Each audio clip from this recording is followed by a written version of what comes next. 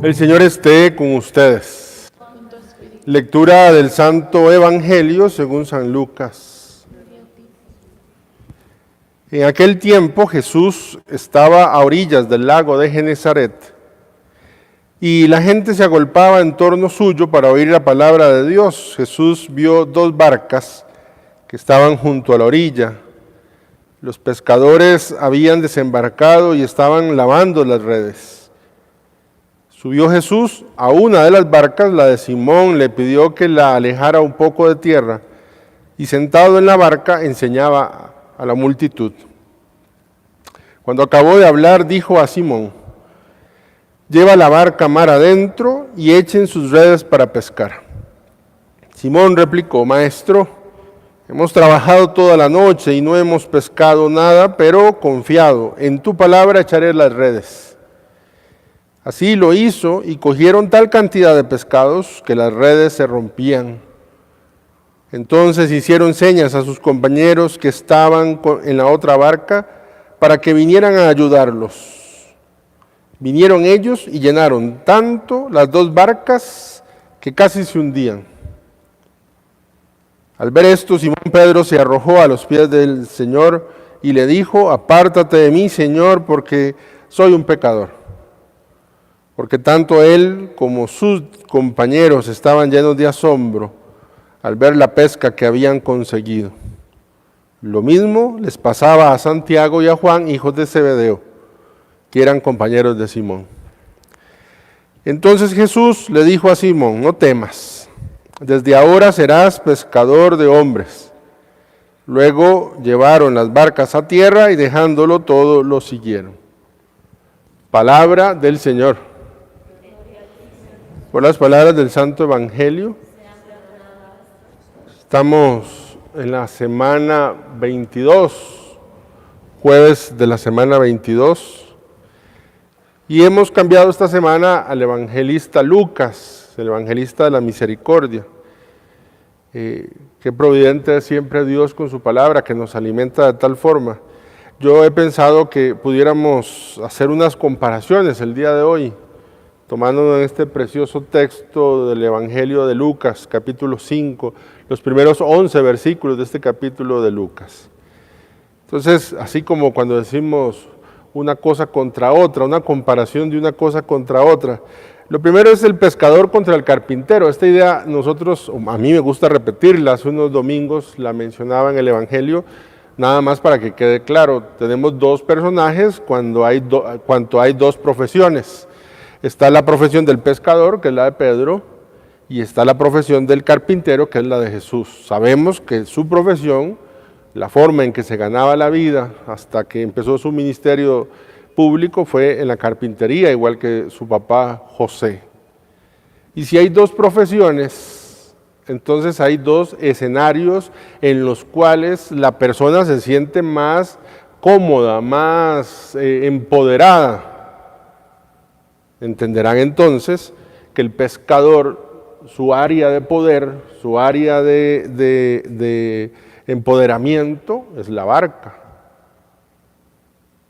Cuanto que el carpintero, su área de trabajo, su área de donde se siente seguro, pues es la carpintería, es el taller.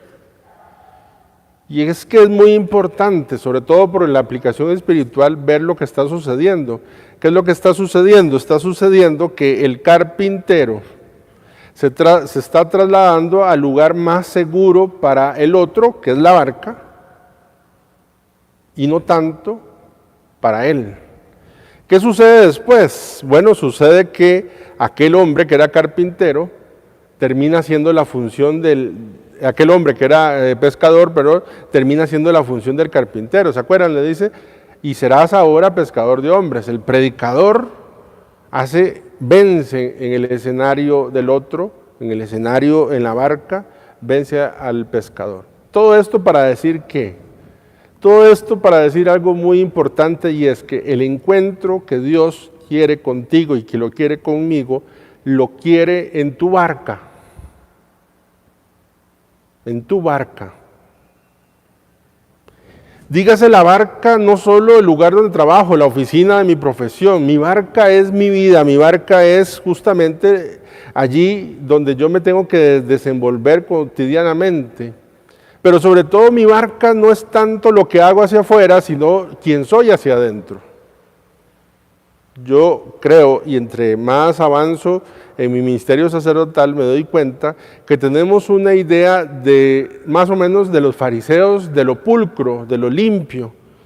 Y el fariseo pensaba de que había que estar puro para acercarse a Dios. Fíjense que Jesús fue a la barca de Pedro, a su barca. Por favor, entiéndanse barca a su vida. Yo recuerdo que mi director espiritual de seminario me decía que cuando Dios metía la mano en mi vida y lo metía en lo más profundo y en lo más asqueroso y en lo más hediondo y en lo más vulgar y en lo más vergonzoso, lo que encontraba en el fondo de eso era Jesucristo, que estaba allí, que siempre ha estado allí, que siempre estaba allí, en mi barca. La barca mía es el escenario el que yo tengo, y mi escenario tiene cosas muy bonitas, muy positivas, muy de Dios, muy aplaudibles, muy de ejemplo, pero mi escenario, mi barca también tiene aspectos que son muy vergonzosos, dolorosos, y hasta que no entendamos que Jesús no te quiere traer a su taller, eso va a ser después de que ya lo conoces, después de que ya le tienes un seguimiento de él, vas a ver cómo vas a tener que ir varias veces al taller del maestro, ¿verdad? Como la canción, para que te reparen, porque te ha despedazado, porque te has quebrado, porque te has perdido. Pero en el origen del llamado no es que tú vayas al taller, es que dejes que él venga a tu barca. Venga a tu barca. Eso es lo primero. El pescador es vencido en la barca, no en el taller. Y ahí es donde tenemos que darle el paso para que Jesús entre. Lo segundo es la posición de la barca. Si ustedes leen el texto, la barca dice que inicia estando en la orilla. Luego Jesús se sube y le dice: aparta un poquito la barca de la orilla, un poquito, todavía no es mucho, entonces mueve un poquito más la barca, la mueve hacia allá, no está en ese momento, lejos de la orilla todavía, pero sí un poquito. Claro que es una parte, una táctica, era para que, ya que había una multitud, pues, al hacerse para atrás, tener un panorama más grande, pero sobre todo es una cuestión espiritual. Y si no es hasta después, es decir, hasta el final, hasta que terminó la predicación, es que le pide y le dice: ahora sí, lleva la barca mar adentro. Atención, hace un recorrido, la barca que está a la orilla, la barca que está un poquito más lejos de la orilla, y la barca que ya está ahora sí muy lejos de la orilla. Y esa entonces es la segunda cosa. Ciertamente, el lugar más seguro para una barca es la orilla. Pero es el lugar más inútil para una barca, porque la barca no fue hecha para estar en la orilla. La barca fue hecha para estar dentro del mar, mar adentro y en el fondo, allá al final. ¿Y qué es lo que está diciéndole entonces Jesús? ¿O qué me dice Jesús a mí? Que lleve mi barca mar adentro, es decir, que me aleje de la orilla. Es decir, que yo salga de la zona de confort, porque la zona de confort es la zona donde yo más seguro me siento, donde menos vulnerable me siento, donde menos expuesto me siento. Entonces está diciendo: lleva la barca. Y no es que Jesús me quiera a mí inseguro. Pronto habrá una predicación que dice: es que Jesús no quiere a nosotros inseguros, jamás.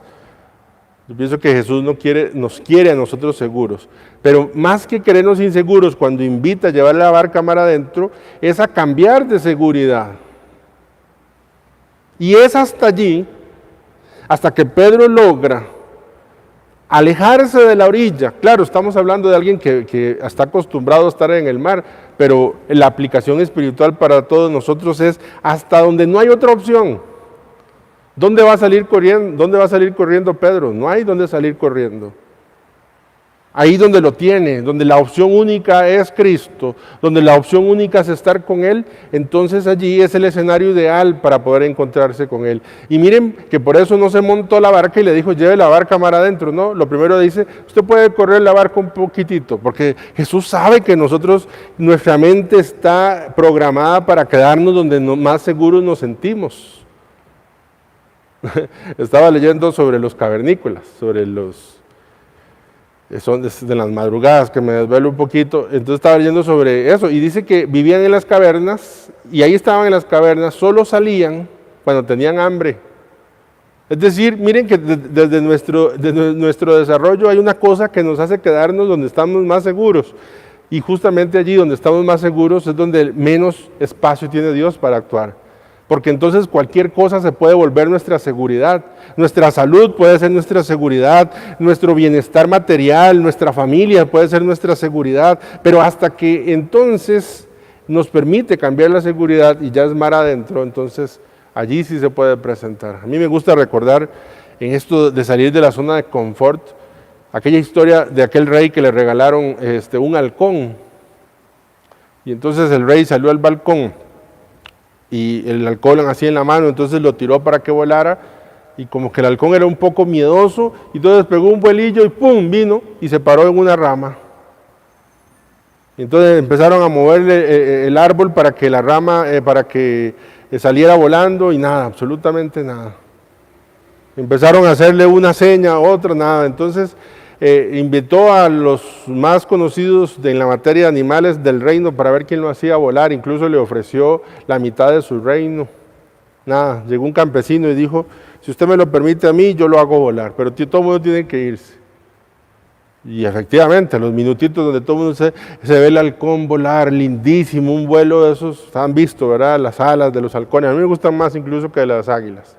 Un halcón bellísimo. Y entonces el rey le preguntó, ¿y usted cómo hizo para hacerlo volar? Y él dice, muy sencillo, le corté la rama donde estaba pegado y entonces voló. Pues esta historia parece ser como que Dios nos corta a nosotros las ramas. Yo en este momento la predicación no lo podría afirmar y solamente lo podría afirmar cuando he acompañado espiritualmente a alguien para decirle, sí, Dios ha cortado esa rama, porque cualquier persona que escucha esto puede tener un mal concepto de Dios, pero sí puedo asegurarnos de que hay ramas a las cuales nosotros nos aferramos que no nos permiten nuestro vuelo. Y aleja la barca de la orilla significa llévala ahí, deja la orilla atrás, deja eso lo que más seguro, porque muchísima gente ha encontrado a Dios hasta que se siente expuesto, hasta que le ha fallado la barca, la orilla donde estaba apoyado, ahí se ha encontrado con Dios. Entonces le invita a Jesús a Pedro que lleve la barca más allá. Es la filosofía, el tema de la filosofía desde San Agustín, imagínense, el tema sobre si hay que creer o si hay que entender. Y se plantea, incluso San Agustín, en aquel famoso discurso 43, que llaman el Sermón 43, se plantea si yo creo para entender o si yo entiendo para creer. ¿Eso qué significa? ¿Qué significa entiendo para creer? Bueno, Agustín dice, entiendo significa que la razón está previa a la fe. Siempre hay un proceso mental primero antes de llevarme al proceso de creer. Obviamente entonces al revés es no. Me abro a un misterio y abierto al misterio, la gracia me hace a mí poder entender y comprender algunas cosas. Les decía sobre el sermón, ¿qué dice? Todo hombre quiere entender y lo reafirma, dice, no existe nadie que no lo quiera. Todos queremos entender algo de alguna manera, por qué hizo esto, cómo se hace tal cosa, ¿verdad? Porque hay una esencia en nosotros de curiosidad, entonces todos queremos entender, pero no todos quieren creer. Todos quieren entender, pero no todos quieren creer. Me dice alguien, si yo entiendo, creeré. Y dice él, mas yo le respondo, cree primero y luego entenderás. No es que nuestra razón se oponga a nuestra fe. De hecho, la razón abre nuestra capacidad de comprender cierta parte del misterio. Pero creo para entender, entiendo para creer, y esto porque es importante. Por lo que dice Pedro. Pedro dice ahora, maestro, hemos trabajado toda la noche y no hemos pescado nada. Eso es lo que Pedro sabe. Pedro sabe porque lo enseñó su papá y a su papá se lo enseñó su abuelo y etcétera, que el momento ideal para pescar son dos cosas. Es la orilla, donde los peces se logran ver y no se esconden tan profundamente, y es la noche, justo porque en la noche los peces no ven las redes donde se les van a tirar encima. Hemos trabajado toda la noche, eso es lo que sabe, ese es su conocimiento. Mas se tiene que abrir al siguiente paso, que es en el de la fe, y le dice, pero confiado en tu palabra echaré las redes. Es decir, si yo me baso en todo lo que sé, me quedo aquí. Porque todo lo que sé, la evidencia me dice que me tengo que quedar en la orilla, que es de día y que no se hace buena pesca en la noche. ¿Verdad? Mas sin embargo da un paso. Y yo creo que a nosotros la vida nos va a poner en escenarios donde para avanzar en la fe vamos a tener que dar un paso más allá de lo que entendemos. No quiero afirmar que la fe es no entender nada, no. La fe es entender algunas cosas, pero también la fe es dar un paso sin entender. Porque la fe no me lleva tanto al conocimiento, que es el siguiente paso, sino más bien a la acción. Entender versus hacer. ¿Qué hace Pedro? No entiende, porque lo que él entiende es otro momento para pescar. Pero ¿cómo lo resuelve? Haciendo. Lo que sabe no le lleva a estar estático. A pesar de que sabe otra cosa, tira las redes. Yo creo que es más fácil o más claro entenderlo en nuestra Madre Santísima. ¿Qué sabe ella de biología? ¿Qué le enseñó Ana de biología? Que hay una forma de quedar embarazada y es en la cópula. Y sabe, ella le explicaron sobre el espermatozoide, sobre el óvulo, eso es lo que sabe, eso es. Mas ella da un paso por encima de lo que sabe, ¿verdad? Incluso, ¿cómo es esto si no conozco varón? A veces la fe incluso implica desaprender cosas, formas de respuesta, formas de manifestarnos, desaprender, porque me lleva más bien a hacer. Lo dice, muchos santos lo dicen, esto consiste no solo creer en Dios, sino creerle a Dios. Yo puedo creer en Dios, sí, claro, creo que Dios existe, pero no puedo creer que voy a ser madre siendo virgen antes, durante y después del parto, como nuestra Madre Santísima. Y yo creo que el Evangelio nos da episodios, por ejemplo, el episodio de los 5 panes y 2 peces. ¿Qué es lo que sabe este niño? Le enseñaron las matemáticas, que 5 panes y 2 peces no alcanza para 5,000 hombres sin contar mujeres y niños. Sin embargo, hace. Yo conozco los hermanos que tienen un gran debate interior, a mí me ha pasado, para entender, pero la búsqueda del entender me hace detenerme. Ningún discípulo crece entendiendo, crece haciendo, a pesar de lo que entienda. Puse esta foto para recordarme. Me contó Joyce, la hermana Joselita, sobre la Madre Teresa de Calcuta en México, cuando vino al principio de la fundación. La llevaron porque hablaban de dónde fundar, de dónde poner un lugar para atender a los pobres. Entonces ella me contó que a la madre la llevaron con la pues, Madre Teresa de Calcuta, con la Superiora de México, a una barriada pobre, porque ella pidió.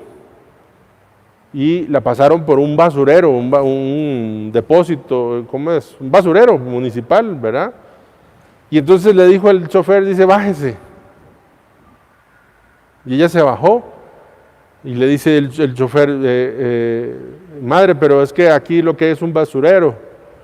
Y entonces la madre no respondió nada. Ustedes saben que las monjitas llevan debajo del aquí un crucifijo. Bueno, muchas, ellas también llevan un crucifijo. Y entonces dice que se soltó el crucifijo y lo llevaba en la boca, iba rezando. y empezó a caminar por la basura. Entonces agarró el crucifijo, se detuvo un momento, lo besó, dice, y que se puso así donde hay un poco de basura y lo puso, así. Y le dice, aquí es. Aquí es. Y efectivamente, en ese basurero, ahí fundaron la primera vez en México. A mí yo me pongo a pensar, ¿qué dice la razón? La razón dice, ¿cómo va a ser aquí? O sea, ni siquiera es porque sea feo, es que lo que hay es un basurero ahí. Pero actuó de acuerdo a la inspiración del Espíritu.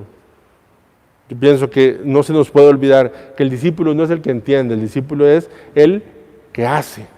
Porque la fe es no tanto que quien comprende el misterio, sino más bien que se abandona en la obediencia a Dios.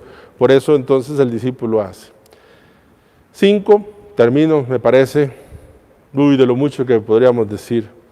Dice el texto, porque tanto él como sus compañeros, ¿él quién? Pedro. Como sus compañeros, estaban llenos de asombro. Yo me lo imagino. Imagínense, para asombrar a unos pescadores, qué clase de pesca tuvo que haber sido. Y Lucas lo quiere dejar claro. Y dice, al ver la pesca que habían conseguido. ¿Por qué estaban asombrados? Por la pesca que habían conseguido. Lo mismo les pasaba a Santiago y a Juan, hijos de Zebedeo, que eran compañeros de Simón, que estaban allí. Otro día hablamos de ese detalle lindísimo de las dos barcas.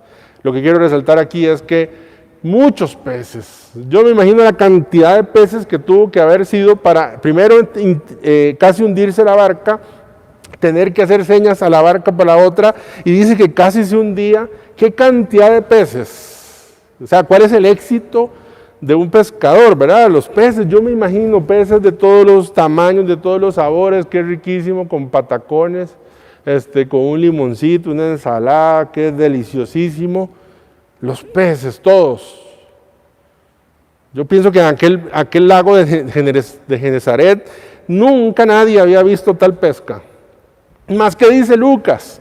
Lucas dice, luego llevaron las barcas a tierra y dejándolo todo, lo siguieron.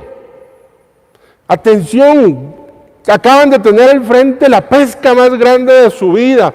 Acaban de tener al frente el milagro más grande de su vida. ¿Y qué hacen? Dejan el milagro a un lado para irse detrás de Jesús.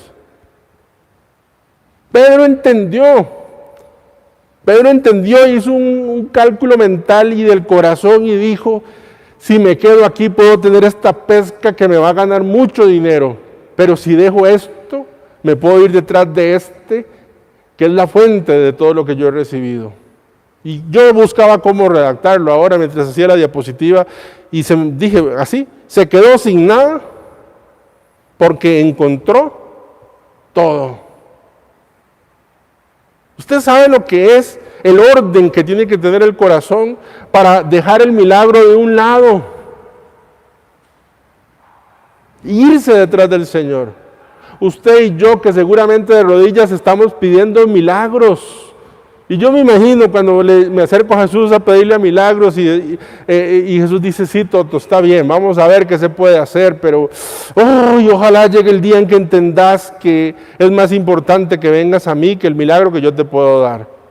Porque usted y yo conozco y a mí me ha pasado donde el Señor, he visto milagros y me he entretenido tanto con el milagro que he hecho al Señor de un lado. Dejándolo todo, no le importó la pesca. Hubiera sido millonario. ¿Qué iba a hacer Keylor Navas ganando no sé cuánto al día con esos pescados? Sin embargo, no le importó. Dejándolo todo. Todo. No dice que fueron y lo dejaron en el depósito para vender tal cosa. No, y yo pensaba ahora, mientras, anoche, y leyendo, orando la palabra, decía, Toto, y vos seguís pensando que la alegría más grande de tu vida será cuando Dios haga el milagro. El que sea. Puede ser la salud de alguien, el restablecimiento de alguien. Y Jesús dice, la felicidad más grande nunca será el milagro. Será quien la persona quien te hace el milagro.